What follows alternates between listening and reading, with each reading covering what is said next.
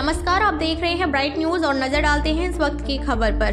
Bhakra dam का जलस्तर घटने के साथ ही केहलूर रियासत के ऐतिहासिक मंदिर 4 महीने बाद एक बार फिर पानी से बाहर दिखाई देने लगे हैं। हर साल जलाशय में डूबने वाले ये मंदिर बाहर आते ही भावुक कर देने वाला दृश्य पेश करते हैं, लेकिन साथ ही वर्षों से चली आ रही सरकारी उदासीनता को भी उजागर करते हैं। पानी के साथ जमी गाद निकलने से इन धरोहरों की जर्जर हालत साफ नजर आ रही है। हैरानी की बात यह है कि इन मंदिरों के संरक्षण के लिए केंद्र सरकार द्वारा करीब 1,500 करोड़ रुपए की योजना बनाई गई थी, जिसके तहत इन्हें सुरक्षित स्थान पर स्थानांतरित किया जाना था।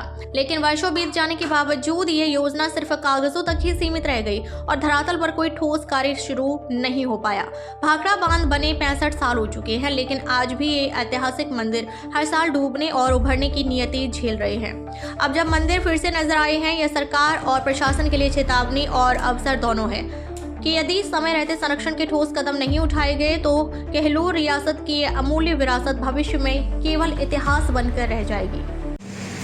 जहाँ तक बिलासपुर की वांग्मयी संस्कृति, पुरातन संस्कृति की बात है, तो मैं ये कहना चाहता हूँ कि ये जो प्रोजेक्ट था, जब पिछले विधानसभा के चुनाव आए थे तो जगत प्रकाश नड्डा जी भारतीय जनता पार्टी के राष्ट्रीय अध्यक्ष थे। उन्होंने 1500 करोड़ रुपए की यहाँ पे एक बड़ा ब्लूप्रिंट था, वो भारतीय जनता पार्टी के उम्मीदवार के फेवर में यहाँ पे लॉन्च किया था। और उसके अनुसार ये था कि ये जो मंदिर है इनका रिहैबिलिटेशन होना है, इनको नई जगह पे बसाया जाना है, क्योंकि ये बिलासपुर की धरोहर है।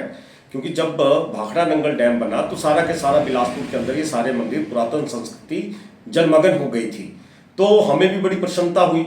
मैं अबव द पार्टी लाइन भी कहना चाहता हूं कि ये जो मंदिर है ये 1500 करोड़ का प्रोजेक्ट है और वर्ल्ड बैंक का प्रोजेक्ट है, लेकिन आज इस प्रोजेक्ट की जो फाइलें हैं वो केंद्रीय मंत्रालयों में धूल फेंक रही है।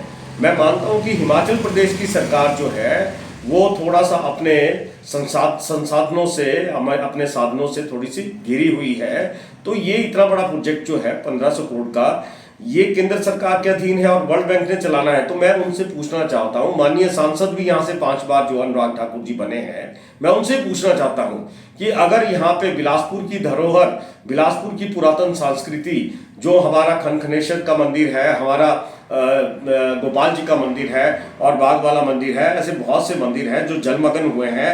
मैं कहता हूं कि अगर वो प्रोजेक्ट जो है केंद्र सरकार के लिए 1,500 करोड़ रुपया, 1500 करोड़ रुपया केंद्र सरकार के लिए कोई बहुत बड़ा अमाउंट नहीं है, लेकिन अगर यहाँ पे होते हैं तो इनको, अगर इनका जीर्णोद्धार होता है, इनका पुनरुद्धार होता है, तो मैं ये समझता हूँ कि बिलासपुर की धार्मिक पर्यटन को भी बढ़ावा मिलेगा और जो टूरिस्ट यहाँ से मनाली, अटल टनल या लेह तक जाता है तो उसकी वजह से एक स्टेबल यहाँ पे झील बनेगी, ताकि यहाँ पे एक सौंदर्य का जो एक नज़ारा होगा उससे यहाँ की इकोनॉमी भी बूस्ट होगी।